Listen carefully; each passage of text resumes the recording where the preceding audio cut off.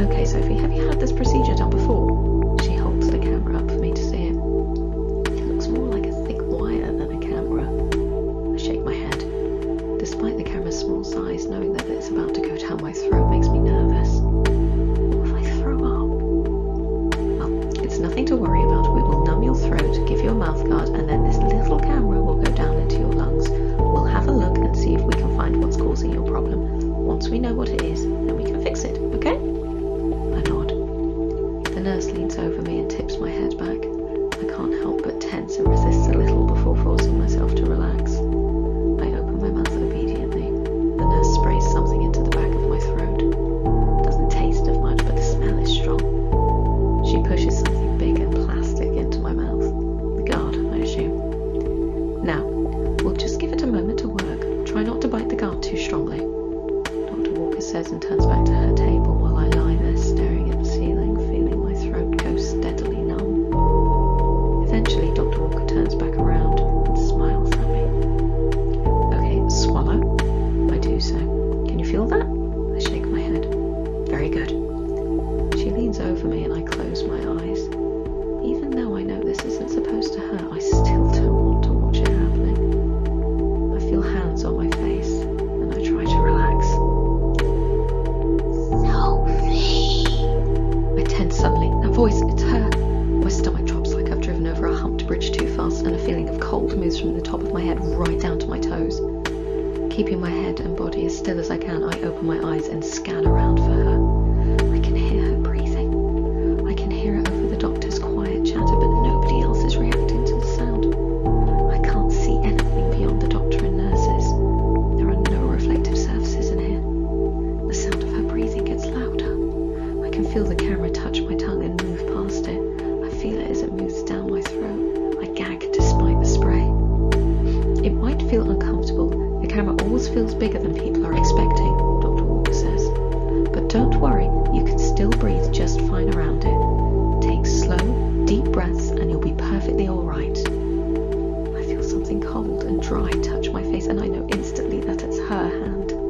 She feels the same as she did last night, dry and brittle, with skin so fragile it flakes off when she touches me. I squeeze my eyes closed and try not to sob. Sophie, are you alright? Breathe slowly, okay? Dr. Walker says. I open my eyes and blink tears out of the way. I nod a little, but I can't help but flinch when the invisible, frigid touch moves down my face. My breath catches in my throat. The grey lady's touch changes when it reaches my neck. It stops being a light brush and becomes a hard, tight grip. I feel her long fingers wrap and tighten around my throat. I can smell the dry chemical stink of her, hear her raspy breath and feel her constricting grip on me. I try to speak, but the camera that it looks so small now feels enormous, and it stops anything other than a groan getting out. The grip on my throat tightens. Sophie, breathe slowly, Dr. Walker says again. Through your nose. I can't breathe. I feel my eyes widen and again I try to speak, but nothing comes out. I struggle, but my body is kitten weak. The grey lady starts to laugh and it's all I can hear. Sophie, breathe, the nurse says. Her voice sounds faint, far away compared to the deafening sound of the grey lady's laughter. Doctor, her airway's blocked, a second nurse says as the monitor next to me lets out a flurry of beeps in quick succession. The shrill beeping is louder than anything I have ever heard before. My vision blurs around the edges and I lose the feeling in my arms and legs. A buzzing starts in my ears, getting steadily louder. The grip on my throat stays constant and my invisible assailant does not move. I feel the camera being pulled up, but it doesn't change the grip on my throat. I still can't breathe. The buzzing in my ears gets louder. Sophie!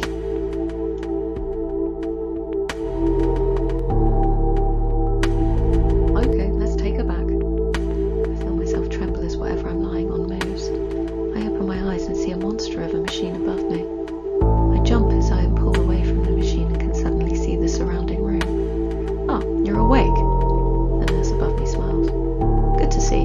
You gave the girls a nasty shock. Do you think you could get onto the bed?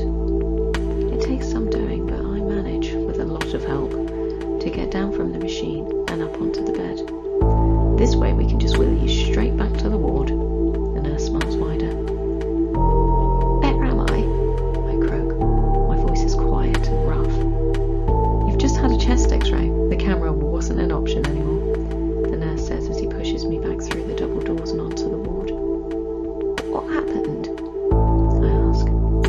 Mum's here. The nurse smiles and pushes my bed into place, not answering my question.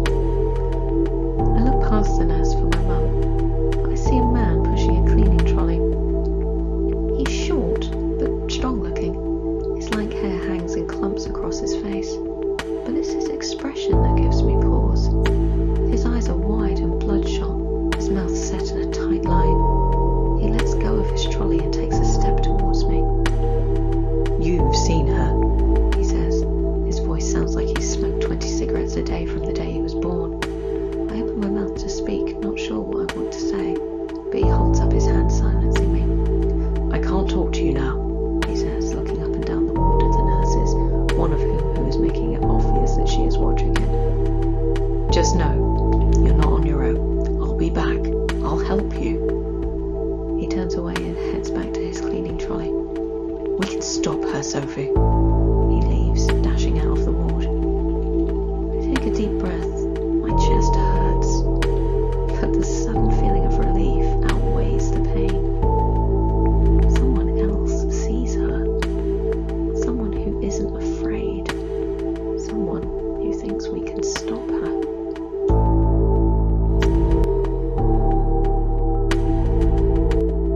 Mum runs to my bed and hugs me hard. My chest aches with it. I say. Oh, Sophie, I thought I'd lost you, she says, loosening her grip a tad. I glance to where the man had been, but he and his cleaning trolley are both long gone. Mum, I croak. What happened? It was that camera test. Mum looks back at me. You had some kind of seizure and stopped breathing. She pulls back and her eyes are red and puffy again. Seizure? I swallow, trying to soothe the pain in my throat. I had a seizure. Oh, God, you look awful. Mum reaches out and her fingers brush my throat. It hurts where she touches it and I flinch, both from the pain and the feeling of panic it causes in me. Your neck is all marked. They had to pull the camera out by force. It was stuck. You look like they strangled you. Mum brushes her fingers across my throat again. The touch aches. I feel bruised. What happens now? I manage. A nurse waves at Mum and comes over. Between us, we manage to get me out of the bed and into a wheelchair. Mum starts pushing me towards the consultant's office. Now we talk to your doctor. But between us, I'm sure they got it all. You've just got a nasty infection. If I do, then it is a really nasty one, I mutter. My chest is aching. Antibiotics will see you right. How do you want to celebrate being cancer-free? Ice cream, I say decisively. Well, ice cream if I can still have it. I need to figure out what this bag will and won't tolerate. My voice, while less painful the more I speak, still sounds like I'm a 70-year-old heavy smoker. We'll figure it out, love, Mum whispers. You'll come and stay with us and we'll spend as long as we need to finding and making meals that you can eat and that are wonderful. I'll be staying with Dad then. I smirk at her. Mum glares at me before mumbling something defensive about her cooking. I hope I can still manage cheese on toast. Ooh, and lasagna. I'm sure it'll all be fine, Mum says. But despite her forced optimism, I can hear her voice shaking. Me too, I say as we arrive outside the consultant's door. Hello. A lady with a clipboard gives me a big smile. I'm Dr. Marlowe's secretary. Just take a seat inside and Dr. Marlowe will be along shortly.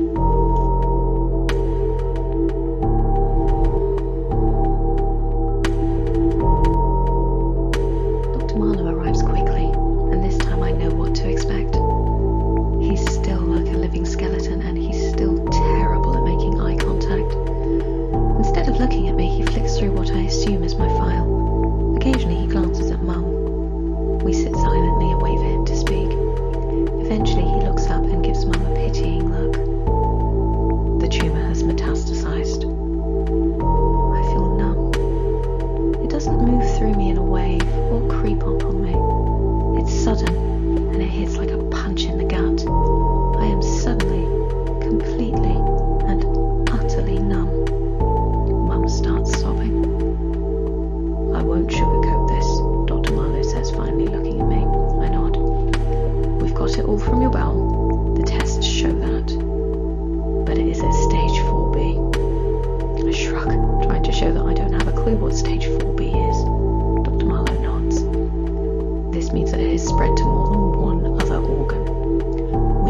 is in your lungs, and we think that it may have also gone to your liver. How? Mum whispers. The cancer cells move through the blood. They break off from their point of origin and ride the bloodstream to different organs. No, I mean, how did it get this bad so fast? She's only in her 20s. Dr. Marlowe looked at a loss.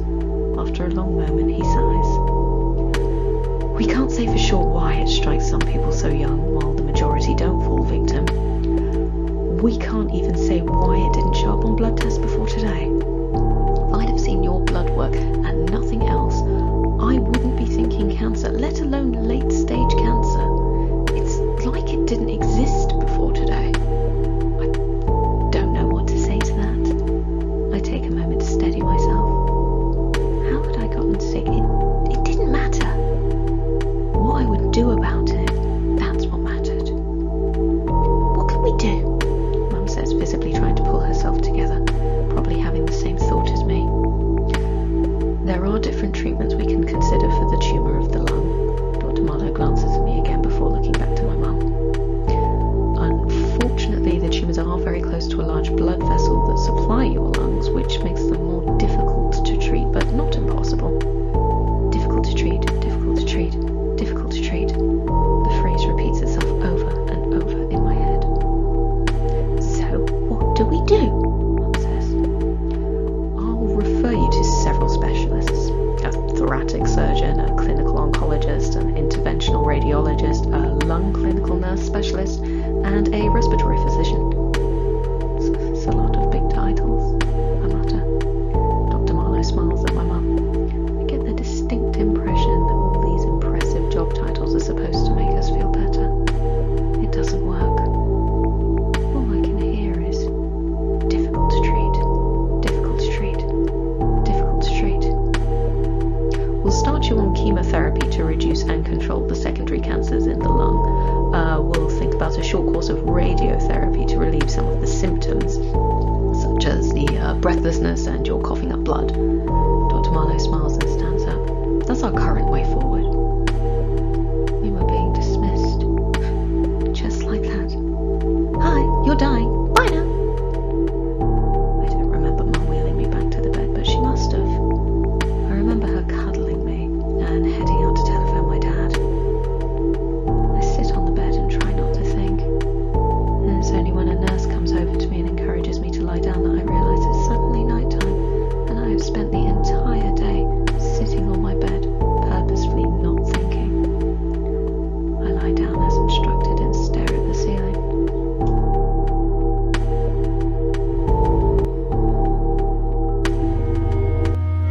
I hear the grey lady breathing again in the early hours of the morning.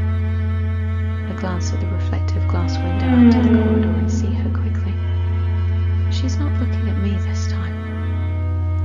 She moves, jerky and pained, towards one of the other beds, reflected in the glass. She stops, looking down at the bed's occupant. Can't see who it is, but a cold lump is forming in my stomach. She is so focused. She reaches down, her arm a twisted, brittle branch. It settles on the reflection of the bed's occupant.